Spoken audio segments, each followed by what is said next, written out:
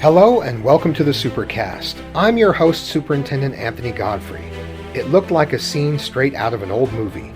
We're talking about World War II Day at West Jordan High School. On this episode of the Supercast, find out why history teacher Alyse Almond is so passionate about preserving American military history. She's giving students a real-life history lesson with the help of World War II historians, hoping to connect today's students to the stories of those who served our country and sacrificed so much.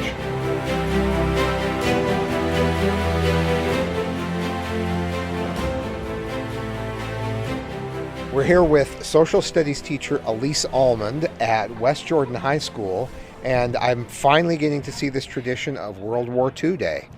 Tell me a little bit about this. So World War II Day started about 8 years ago here at West Jordan High School. Me and my friends, we are the Utah Military History Group, and we do living history from World War I through Vietnam. And our passion is World War II, so we wanted to bring the history to the students in a very tangible way. Well, it's obvious you're doing that. I see vehicles, it feels like I'm on a MASH episode. I know that's the wrong era, but this particular ambulance gives me that feel. We've got uniforms, it looks like we've got all kinds of materials from the time period. Mm-hmm. So, and several vehicles that are probably getting the attention of people driving by, wondering if there's a military takeover of West Jordan High School. So can you talk me through what we've got out here? Yeah, so we have a World War II 1945 CCKW, which is a truck made by GMC. It was built in 1945. So this is Lane Schoenfeld, and this is his 1945 GMC CCKW. Tell me about your CCKW, Lane. Well, one of the most common vehicles used during World War II. It was used to transport troops and material. It was the backbone of the Red Ball Express. I don't know if anybody's familiar with the Red Ball Express, but that was basically a supply route from the beaches in Normandy, France, up deeper into Europe and on into Germany, supplying the troops at the front line. Tell me about the state it was in before you refurbished it. It was a rust bucket. Yeah. It had been sitting outside for 20 years, just filling up full of leaves and dirt and the water raining on it, and so it was all rusty, and it was missing a few pieces here and there. That's pretty amazing. How long did this restoration take you? I'm ashamed to say it took me 15 years. Hey, that's something that you just chip away at over time. Yeah, life got in the way a couple of times. Well, it's pretty exciting that West Jordan High School is the first event. How does it feel to have it out in the public now? It feels good. Yeah. It feels good. What got you interested in World War II initially? My father was a World War II veteran, and him telling me a few stories. Well, thank you for sharing it with the students here at West Jordan High School. You're welcome. It's a pleasure and an honor, and hopefully the students learned a little something, and we can keep history alive. That's what this is all about. We also have two World War II Jeeps here. One is a 1942 Willys and one is a 1944 Willys.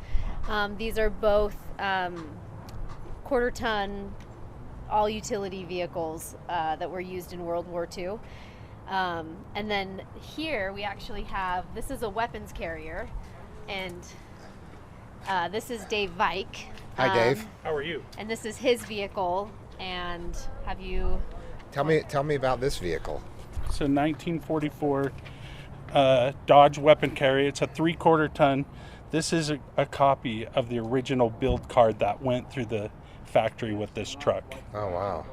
So do you turn some heads when you're driving this down the road? Yeah, for sure. And people love it. I think people find it fun. You might not beat people off the line, but... we don't, yeah. No, we don't beat people off the line with this. My son Skylar, who's in here, yeah, he had Miss Almond for history, kind of got the bug, and I have a little bit of it, but Between- I'm not into the uniforms and some of that. Between you and Miss Almond, he's hooked, huh? Oh, yeah. Well, thank you for sharing this with problem. We West love Jordan it. High School. We love so it, yeah. exciting. This is fun. Yeah. And a little bit of education Yeah. is fun. Yeah, so this is Brent Fordham. He is our medic in our living history group, and this is his medic display and ambulance. Hi, So- Brent. How are you? Good. This is, you have not only the ambulance behind you, which looks incredible, but you've also got all kinds of first aid kits, it looks like, and Everything first that aid would've been carried materials. by a combat medic in World War II. So this is everything a combat medic would have carried. Tell me, can you walk me through this? What Yeah, we've got so here? A lot of what you see is just like an assortment of like random bandages. A medic's sole purpose, they weren't licensed doctors, so they really just did like band-aid work, just get them stable enough to get them to an actual hospital. What is it that got you interested in the medic aspect of World War II?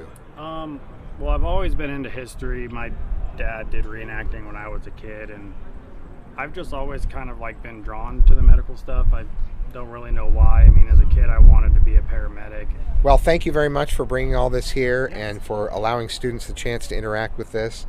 I have no doubt that this will have a lasting impact on them. I hope it does. That's why we do what we do. So. We're at the board with lots of photos and bios, it looks like, from various veterans of World War II. Tell me about this board. So this is an honorarium for the family members of our faculty and staff who served in World War II. So I send out a message to all of our faculty and staff, and last year and this year they sent me back their stories and their photographs of their family member veterans. So like up in the corner we actually have Principal Birch's dad, who was a World War II, he was in the Army Air Corps in World War II, and he was on a B-17, and he was actually shot down over Germany on one of his missions, and he became a POW. And he was a POW for 6 months during World War II. And then we have the stories of like our, the woman who runs our JAG stash here. Her dad was also in World War II, and he was in the Army. He served on Okinawa, and so we have his story. We also have the story of my great uncles on here. We have the stories of one of our science teachers here, actually. Her great grandpa, when she sent me his name, all she had was his name, when he died and where he died, and the name of his family. So his wife and his kids, and they didn't know anything else. And I actually ended up researching him and finding out what regiment he was with, what division he was with, and what happened to him and when he was killed in action. So she didn't know all of this, and you were able to uncover some facts about his life. Yep. Well, this really ties it to the faculty as well, and again, another way of adding dimension to history and to make it personal. Stay with us when we come back. More on World War II Day, and we'll hear from a student who came back to West Jordan after graduating to show off his own collection and express appreciation for his experience in Ms. Almond's class.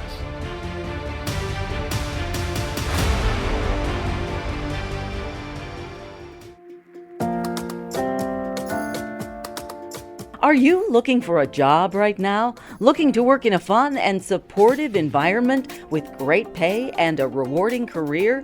Jordan School District is hiring.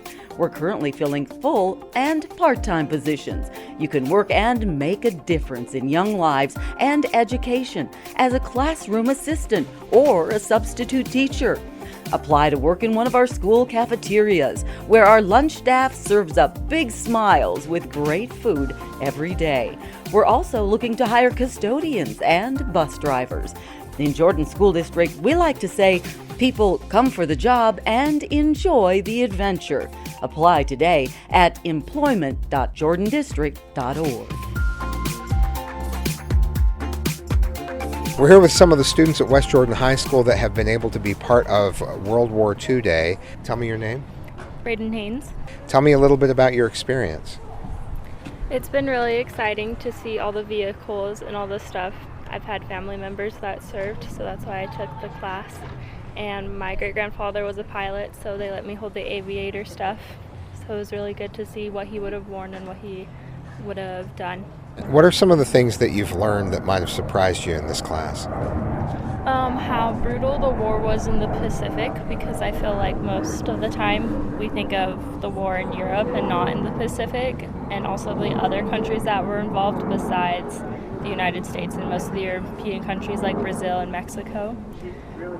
How about you? Tell me your name and some of the things you've learned from the class. My name is Joseph Baer, and it's been an absolute amazing time being part of the class. I was largely and bigly into World War II beforehand, and I loved World War II and studying it.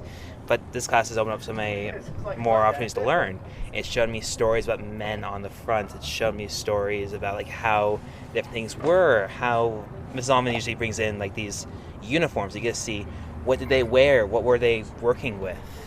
And it's more focused on the individual rather than the whole entire aspect of World War II. So it's been an amazing experience taking her class. It's true, when you think about it as individual humans going through this, it's very different from just talking about it in broad terms. Mm-hmm. From tactical to more with the person instead. Yeah, exactly. Tell me your name and a little bit of your experience in the class. My name is Tiernan. My experience with the class is great. It's always easier to learn with a teacher who's very enthusiastic about the topic, like Miss Almond is. Something I learned in World War II that I didn't know, the class that I didn't know before, was how pervasive it was, not just in the battlefield or in the military branches, but also everything in each of these countries, just on a civilian level, was also in aid of the war effort. Citizens were a key component of the war effort. And tell me your name and some of the things that stood out for you in the class. My name is Peter Simpson, but I go by Pidge, and I've always had a love for strategic battles and tactical warfare, and I study World War I on the side. I learned a lot about Italy and their involvement and the blitzkrieg that went into the Balkans and Greece. I've also learned a lot about the Pacific and the brutality of Japanese imperialism. Look at war through eyes of a commander. We see the battles, we see these casualty numbers like from official reports, but when you look down at the average day-to-day life, when you go down to the civilian level, you see the massive amount of destruction, the massive amount of sort of these atrocities that happened, and sort of this realization that war is a lot more grimmest than we think it is, because we are never exposed to the sort of nitty-gritty of it. Yeah. So this is Skylar Vike, and he is actually a West Jordan High School alum. And you graduated in 2019, and then after he graduated, he joined our Living History group, and his focus is on the Coast Guard and the Merchant Marine because his great-grandfather was in the Coast Guard. Yeah. Wow, this is a whole different set of artifacts. Tell me a little bit about what you have here. Well, we have assortment of both personal objects and objects that they would have used on the ship, anywhere between combat or if they had some time off. These are some objects that these would have been privately purchased. This looks like a little kit that folds up together with playing cards. Is that what that is? Yeah, so it's is? playing cards, you have checkers, you have dice. And then this is a recent purchase. This is a wallet, and the calendar was never used. This is fresh.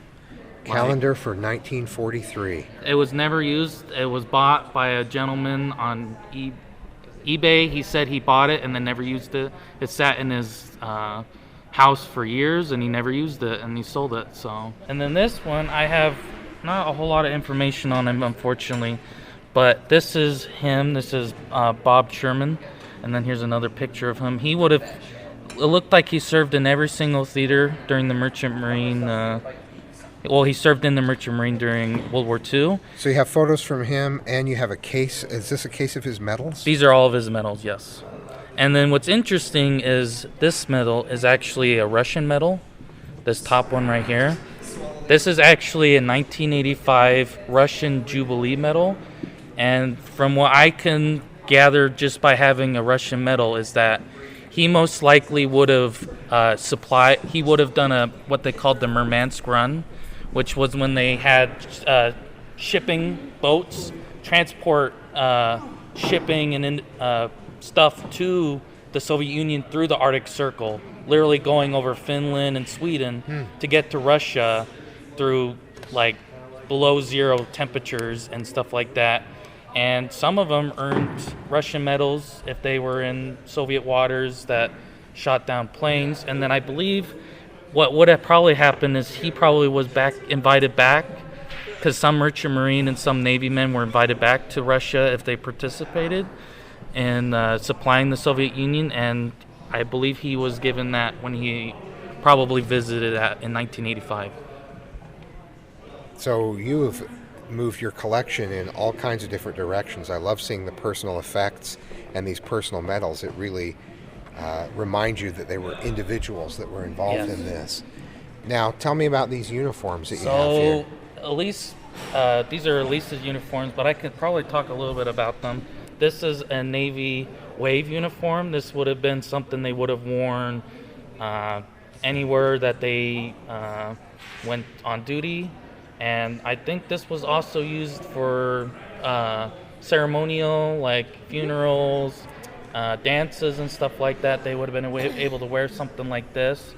And that is their dress uniform. Dress uniform. And it was actually a big part of what they used to entice women into the military in World War II was, we're going to give you a lot of clothes and they're going to look really good on you.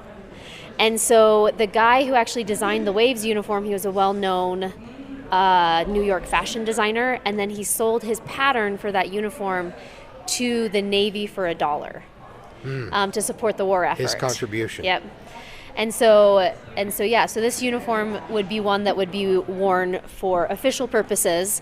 And then the one that's actually behind it, which is a gray dress with a beret, that one was a dress that the Navy nurse were issued. And they would wear that if they were not on duty and they were, say, going out with friends or going to a dance or other places. So between Ms. Almond and your dad and your family history, you've become a serious history buff.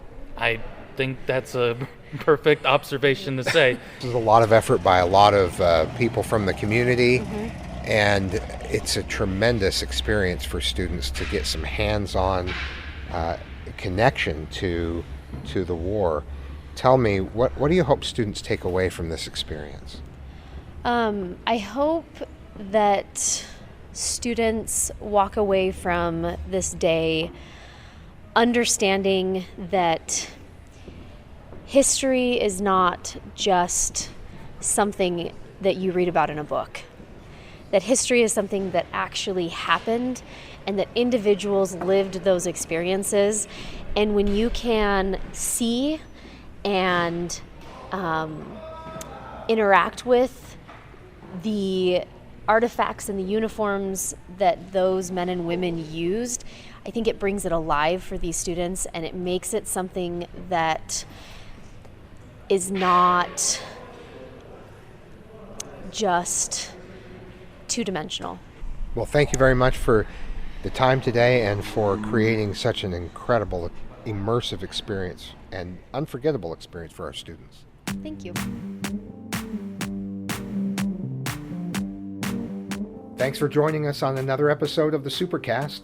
Remember, education is the most important thing you'll do today. We'll see you out there.